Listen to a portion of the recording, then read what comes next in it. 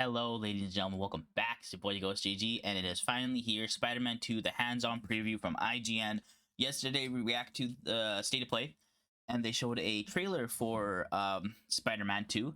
It was a simple trailer, but a little bit of hands-on stuff that they showed us, like fast travel and how many suits are in the game, and seamlessly switching between Peter and Miles, and all that, right? But now we have the actual hands-on preview, and I believe embargo lifted today or something on that. So you're going to see like a lot of reviews on YouTube. I literally just opened up YouTube on my main page, not my subscriber page, but like suggestions and all that. There was a spider, like a 14-minute Spider-Man, I think from Caboose or someone. I can't remember who it was. But like yeah, I think there's gonna be a lot of Spider-Man videos today. So I'm just gonna watch the IGN one. Because that's just my go-to. It's 8 minutes and 44 seconds, not that long. And yeah, so let's get right into it. Marvel's Spider-Man 2 takes everything Insomniac learned from its previous two Spider-Man games and finds new ways to raise the bar of superhero game design. Love to see that. No frame is left untouched. No character model is left with subpar lighting. Simply put, after playing for 3 hours, Marvel's Spider-Man 2 looks set to continue Insomniac's winning streak. Hey Doc, ready for your annual physical? We were dropped a ways into the game on level 25 versions of Miles Morales and Peter Parker. That's each cool. is dealing with their own difficulties in life, with Peter trying to pay a mortgage and help cure his friend's disease, while Miles is simply trying to write his college essay. Peter out here trying to pay a mortgage, bro. From the task at hand. Craven, how many more people are on this guy's list? Besides the personal battles being fought by Peter and Miles, there are also other factors at play that will push them further to the edge. Parker has donned the symbiote suit known as Venom, and it's affecting his personality in ways he doesn't realize. We're going to heal the world. And Craven is doing everything he can to upset the peace by attacking Peter and forcing Dr. Connors to transform into an even more powerful version of his alter ego, the Lizard. The Dr. Connors storyline is particularly bittersweet, as you're really hunting down a father who wants nothing more than to return to his family, but now he'll be doing so with a few Spider-Man and Craven inflicted injuries. This fight will actually take you across a large portion of New York City that Insomniac boasts is 2 times larger than the previous games. Love to hear that. Taking advantage of the PS5, Spider-Man 2 will allow you to travel across the city faster than ever, not only because of the zippy new web-slinging animations, but also because of the web wings that you can access at any time with the press of the triangle button. Web wings are a lot of fun to use versus swinging, but they will lose momentum over time, so you will need to use your webs unless you're in a wind tunnel. The wind tunnels will let you go to specific places in the city extremely fast by flying incredibly quickly to that destination on the air currents. But in addition to all these traversal options, Insomniac showed that you can also simply swap to Peter or Miles on the fly instantaneously, a la swapping between Trevor, Franklin, and Michael in Grand Theft Auto 5. That's what I said. It felt like the Grand Theft Auto 5. The ability to switch between the 2 wall crawlers in the open world.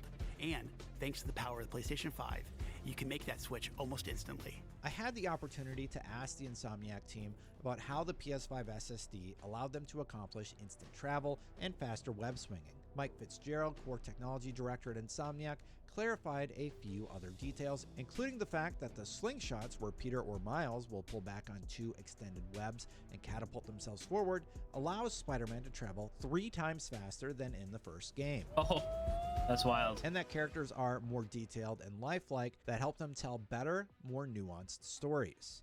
Insomniac also noted that the DualSense controller is being used in some unique ways, like a minigame that we got to play in the reactor that will force you to pull the triggers with just enough pressure to move on to the next segment. And they outlined that the audio team took the time to develop the soundscapes for missions so that 3D audio can be fully utilized. Ambisonics and positional audio were used for objects in the scene, making for a more realistic audio experience, making for clearer indications of the player versus a target location. I'm the only one. Oh no. More notably, on the graphic side of things, Spider-Man 2 will only have 2 visual modes, visual and performance. Okay. The third mode was removed because no matter which you choose, ray tracing will be turned on by default. The baseline for performance mode will be what was previously referred to as performance ray tracing mode, with a better frame rate and resolution simply because the PS5 can handle it. Fitzgerald clarifies, there's no mode in this game that has the ray tracing turned off because there's really no need for it. We figured out how to deliver what is the right Spider-Man picture and visuals, and we want to make sure every player is seeing that. The visuals Damn. of Spider-Man 2 are impressive. The character models are more expressive when delivering their lines, resulting in more believable performances from the actors that will in turn do a better job of pulling at your heartstrings. The ray-traced reflections add more depth and realism to the world. Breakable environmental additions make it feel like you've succeeded in unleashing havoc in an area after a devastating combo. But my favorite improvement in Spider-Man 2 is the heavily reworked combat. Now, both Peter and Miles have a wide array of abilities and gadgets at their disposal. The but more on symbiote that suit's gonna be in a so much moment. fun to use. While I was exploring in the open world, there were several different mission types to see, meaning that yet again we will have no shortage of side missions to get lost in. Personally, I will always favor the combat arenas. and I Spider Mark spent II so arm much time enjoying bot. them that I lost track of time and never got to experience the aforementioned lizard boss fight for myself. I was too busy trying to perfect my combat skills in the arena, gawking at the ray-traced reflections on everything, staring in awe at the sheer amount of traffic, pedestrians, and puddles in every scene, or stopping an assault. Looks a lot more progress popular than the as first it game. popped up on the minimap.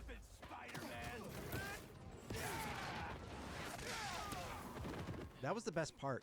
New York is covered in cool things to do as Spider-Man, and while I could have pursued the main storyline with my limited time, I was just having too much fun doing all the other little things that pulled my attention away. It's gonna be a chasing Insomniac mission with the also wings. noted that there will be missions that only Miles or Peter can complete, so it sounds like my quest to clear the map is going to be filled with variety. But to dive That's into nice. combat a bit more, the enemy density is really ramped up and will sometimes offer you a bit more of a challenge than you may expect. In Spider-Man, you could maybe get away with using your main attacks, but in Spider-Man 2, I found that more often than not, I absolutely needed to use my Venom abilities and gadgets in the combat sections. The one small critique I have is that the new not dodgeable parry indicator color is red, and that's the same color as other things you need to dodge, like a bullet from a rooftop sniper.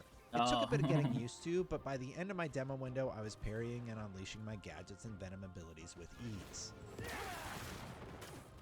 And before getting into combat, if you're still undetected, you can use web lines to traverse a battlefield. And I love the layer this adds as you're Yeah, this is taking a on new things thing, on the right? stage. You can create your own lines.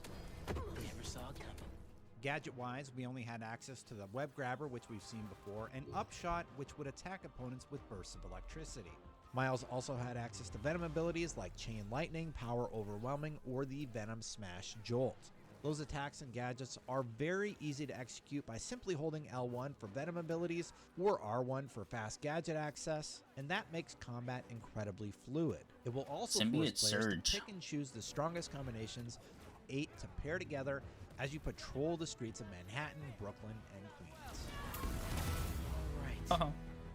We also got a look at the symbiote surge. Basically, Peter goes into rage mode a la God of War and wrecks everything in the Love it. vicinity. There's a cooldown on it, just like rage mode in God of War, so after you've attacked everybody for a little bit, the timer will wear out and you'll have to rely on your core abilities.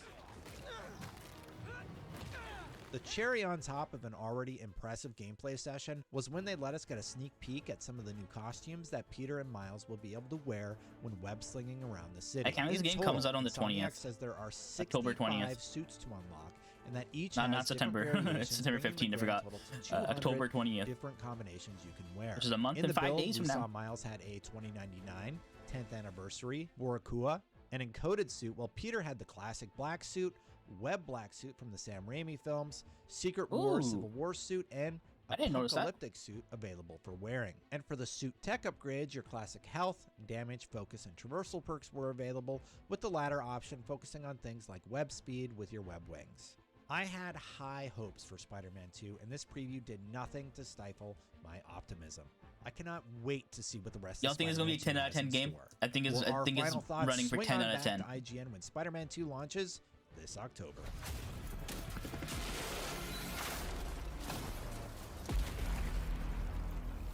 Oh, there we go. They also released 2 other videos today. Marvel Spider-Man 2 gameplay reaction. I think this is the IGN crew reacting to the gameplay, and from like this from their like press thing, and then the Spider-Man 2 Insomniac on pushing the PS5 to the max, which we're not gonna watch. I just wanted to watch the hands-on preview and see what was what, and this game is pushing to be a 10 out of 10 and an easy contender for Game of the Year. It's pushing there, you know.